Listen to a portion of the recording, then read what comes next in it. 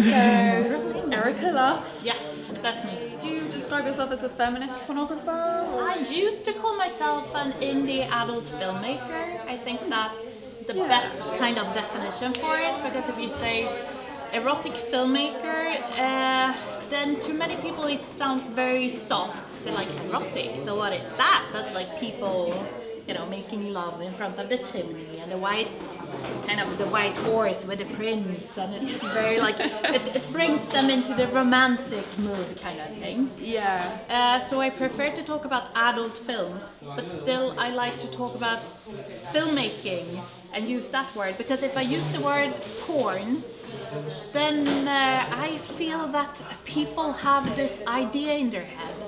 And what they see is basically what you see if you go to your computer and Google porn, and you end up in one of all these tube sites where there's a lot of kind of ugly, nasty images of, especially of like women being kind of punished for it.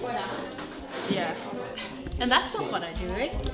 And then when it comes to the definition feminist pornographer, well, yeah, it could be. I could go with it. Depends on the circumstances, kind of. But I feel that people have trouble to understand it also, because when you talk about porn, they have this ugly idea of it. And then when you talk about feminism, many people, they don't really know what it is. They feel uncomfortable, they feel that it's a strong word, a difficult word, and to me, obviously, I do consider myself a feminist, and I think that feminism is something completely necessary and normal and wonderful and beautiful, and it's the idea really that men and women are equals. Yeah, exactly. And that we should work for a world where that idea really works, right? Right. But then people think that feminists are this army of women riding on horses, ready to cut the dicks off and take the power. That's kind of what they see. Yeah. So then feminist porn gets like, what the hell is that, Yeah. And I hear a lot of people saying to me like, what is it? Is it only women? And I go, no, that would be lesbian porn, right? And then they go, oh, so it's like ugly women? Like feminist ugly women with hair under their arms, and like, what is, they don't understand what it is. Yeah. So what's the difference between your porn or your adult filmmaking? My independent adult films. Yes. Sounds so sophisticated, doesn't it? No, but I use it basically also because I love films and I love filmmaking, and I really make films. It's not only these short videos, kind of. They are really, a whole cinematographic work behind. So what is the difference? Well, there are actually many differences. I would say that you could start with the female pleasure. Well, I want female pleasure to be shown on the screen, and I want a female representation behind the camera. So it's on both sides. It's on the screen and it's behind the camera. Women are involved in the process, in the creative process of, giving the ideas, writing scripts, the photography, the direction, obviously, the production, all of it, the editing, all of it. Women are behind the camera, and you can see women having pleasure on camera. I'm describing interesting female characters who are into their own sexuality and who are not just there to give pleasure to the man. So that's obviously very important, first thing. But then it also comes to all the ethical process. It's about who you are working with, taking care of your cast and crew, everyone.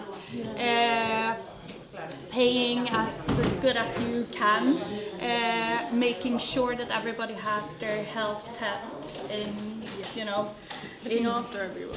Exactly.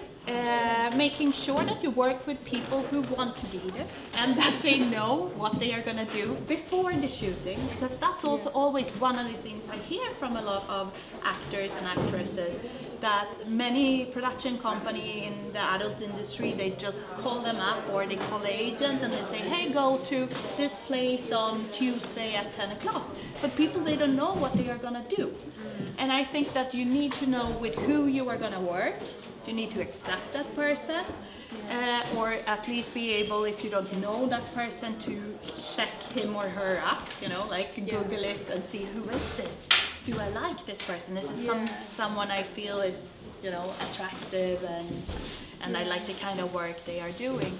And then you need to know, of course, what kind of sexual situations will you be in. Yeah. If you don't know that, it's very strange.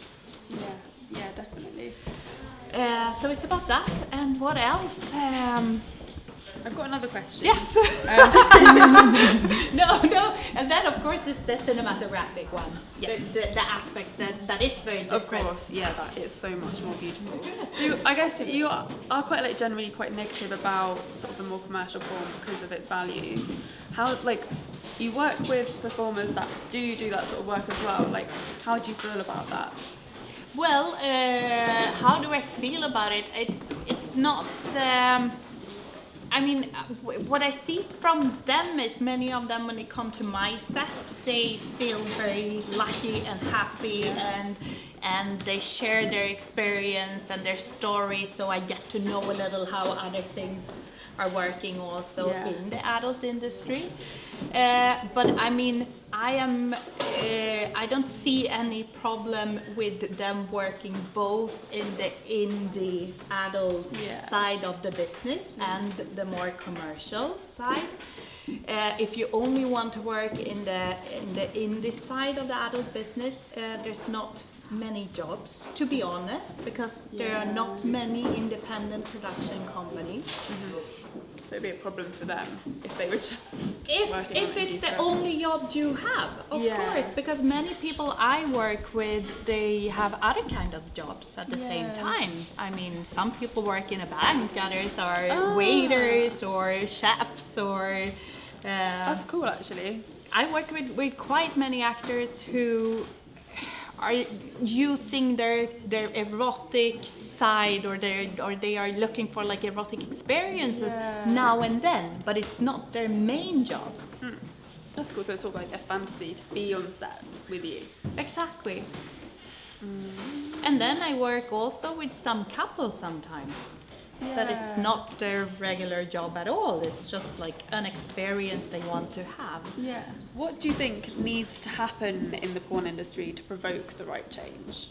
Well, I think that people need to start realizing their responsibility, that they should stop being so anonymous and start doing work they are proud of, so they can actually show up behind their work, show their face and tell their name, and be present in the whole kind of creative process. I think there's much porn today that is being done that is just like kind of anonymous. There's no one there. Yeah.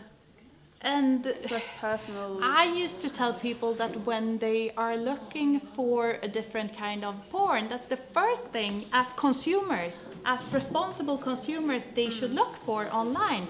Go to the about page. Is there an about page? Yeah. Are there people there with a picture and a name and maybe an interview or even a video interview? Can you watch a making of the films that were shot? So you can feel, you can feel good about it. You can feel sure about the conditions behind. No, and actually it's kind of fun because it's kind of the same thing that I do in other areas in life. It's not so different from when I go to the supermarket and I choose my eggs. I look where they come from, Is it from a farm where the hens were walking around and they were happy? So if you live like that, then you should look for the same thing in your porn. Exactly. Be responsible. Think a little about it. And I see it especially when I talk to guys Many times they are telling me, oh no, I just look at porn now and then, and it's not so important. And then I start talking to them, and I say, hey, but have you looked at the films and the faces of the women? Do you think that they are happy? Is it, do you feel comfortable with it? And then they start to look, and then suddenly they come back to me and they say, oh my God, I think I never really thought about that even. I just kind of looked at it and wanked off and had a good time, but I never really thought about it. And now, when you told me this, now you destroyed porn for me. Like now I don't know how to watch, the tubes online any longer, because now I only see the bad things over there. So I think it has a lot to do with awareness. If we start talking about it and we get kind of porn out of that dark, that dark room, where people had it, it was just something for some men sometimes, so nobody really talked about it because everybody thought it has no impact on society. Yeah. But that was maybe 15, 20 years ago. Today everything is different because it's only been 10 years with the porn tubes online, where you have that easy access to hardcore pornography in just one click. And everybody has it. Scary. But it's only 10 years. 10 years ago we didn't have that. So the world, it was really different, But now pornography has become mass media, and it has huge effect on especially on teenagers who are learning about sexuality and about sex, and they are using pornography to learn about sex. Because many schools, they don't have enough education. It's a huge problem, actually. That leads us on to our next question, which was, do you think that they should teach kids about porn in sex education? I think that they should definitely talk about porn in sex education. I think that today you can't talk about sex leaving out porn. And that doesn't mean that I think that they should bring porn into the school and start, showing kids how porn is doing it. But I think that as almost every teenager is looking at it, and most of the porn out there has terrible values and is showing women in a position where the only role they have is pleasing the men. I think there are new generations who are thinking that that is how you are having sex, because they are not learning how to have sex from each other. How can we change that though? Well, we need to talk about it. We need to communicate to our kids the same way as we do with other things in life. We talk to our kids about alcohol, about smoking and cigarettes. We talk to our kids about drugs, right? Yeah. Because you don't want the drug king on the corner talking to your daughter about drugs. You want to explain what it is, what effect it has, and the dangers of it. And I think the same thing goes for pornography. We have to do that conversation, even if we feel scared and it feels very awkward and it's like, oh, I don't want porn to exist. I don't know nothing about it. We don't have sex. No, what is that? No, but people are, at least they are starting to talk about sex, but porn, it's like they don't want to mention it. And then the problem today is that they say that kids as young as 9 years old it's not that they are necessarily looking for it, but it turns up when they are surfing around the internet. And I mean, most of them feel uncomfortable and they don't really understand what it is and how to react to it, the same way as they don't know how to react to a terror movie, because it's not created for them and for their age. So as a mother, I have to explain to my daughters that if you watch horror movies, you will probably have bad dreams. And if you watch bad pornography online, you will probably see a depiction of sexuality that has very little to do with what you would actually do with a boyfriend at a very young age. Yeah. Because, I mean, when you meet someone and you're a teenager, what is it like? It's like you're starting to explore emotions between two people. No, but it's very natural, and it's very little natural. by little, and it's you're trying things out, and you see how you react, and you start, you know, getting to know another person's body. Yeah. But if you when that moment comes, already have watched a lot of hardcore pornography, Yeah, you're gonna be like, well, this isn't how I thought it was gonna be. so you're like, bring it out, I'm gonna, no? That's what you think, because that's what you've seen. And what we do all the time is that we repeat what And then they're we've not seen. pleased by what happens because they're like, well, I only get off on this now. Yeah, that also happens. It must be difficult to grow up today. I think it is. I mean, when I grow up, I'm 40.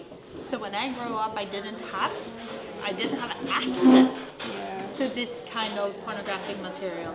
I mean, my first experiences of porn was like at a pajama party with girls like, you know, my age. A friend found a videotape that her father had taped, you know, from with porn, and she called all her friends, and we were like sitting there watching, like, what are they doing?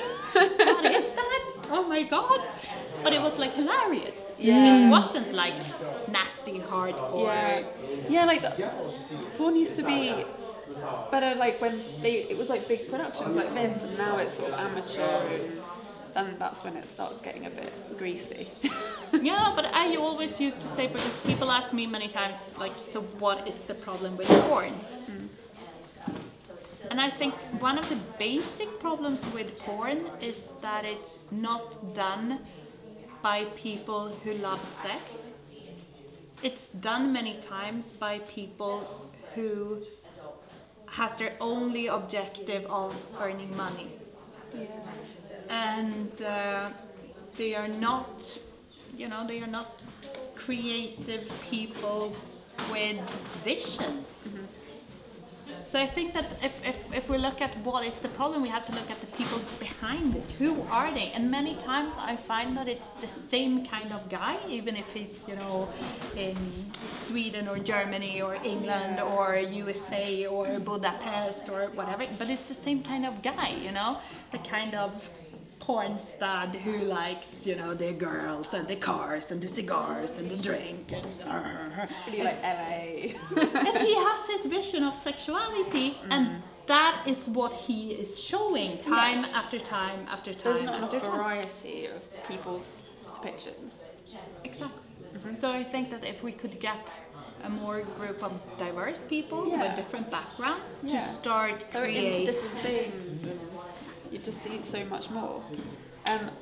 Going away from like the more intense conversation, what is the favourite ex-confession you've ever done? Oh my That's really god! That's such a difficult question. Which one is my favorite? Which one is my favorite? Oh, I would say 100 of them, because I almost have 100. I love every film. There's so many of them that are so special for so many different reasons.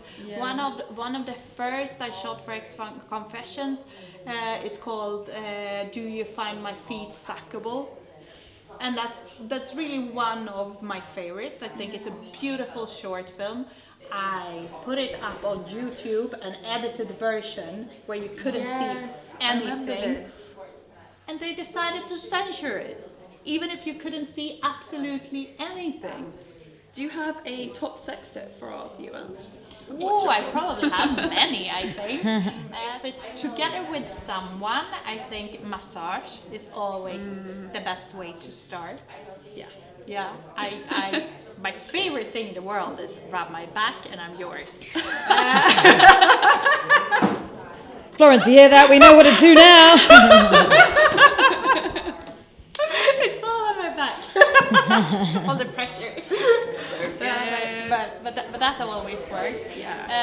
No, but other stuff. Well, obviously, get to know your own body. It's obviously very important. Don't put the pressure on the other person. Exactly, it's so important.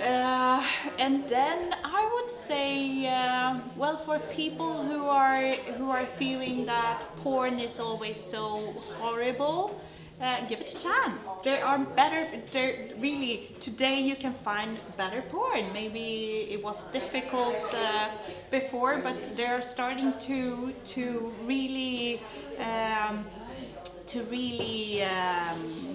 Like an indie adult porn scene is growing, and it's growing every year, and there's more options today than ever. And I think there's something for everyone. If you like great cinematic films, if you want more narrative, if you want more amateur, but you want the feeling that it should be real between real couples. If you want whatever, they're starting to really exist new options. So I would suggest, go online, surf around a little, and try to find something that you like, because I think that porn can be a great inspiration for your own sex life. Yeah, definitely. Because it's a way of being able to watch other people. Do something before you try it. Exactly. And sometimes you figure out that you like something that you didn't even know that you were gonna like. It's like, oh my god, maybe I should try this. Yeah. I get emails from couples telling me that they use many times my films to start a conversation around sex, because maybe they wanted to try something that had to do with dominance and submission, for example, but they don't really know how to get into it. So then suddenly, she put on a film for him one night, and then she said, "So did you like that? Would you like to try it?" That's a really good tip. Yeah. Probably have to round this up sometime soon. What is your plan for the future of X Confessions? Maybe a blockbuster, sexy film at the cinema? Oh, interesting. My plan for the future. Well, I have a few different plans. With X Confessions, I'm gonna keep on making more films because I love it, and for me, it's like having this film lab where I can try out so many different things. But then I started last year working with guest directors. That's one of the projects we are doing. And I think it also gives opportunities to other women to make their films. So basically, if you are a filmmaker and you feel that you would like to get into independent adult, write to me and maybe I can finance and produce your film. Yes.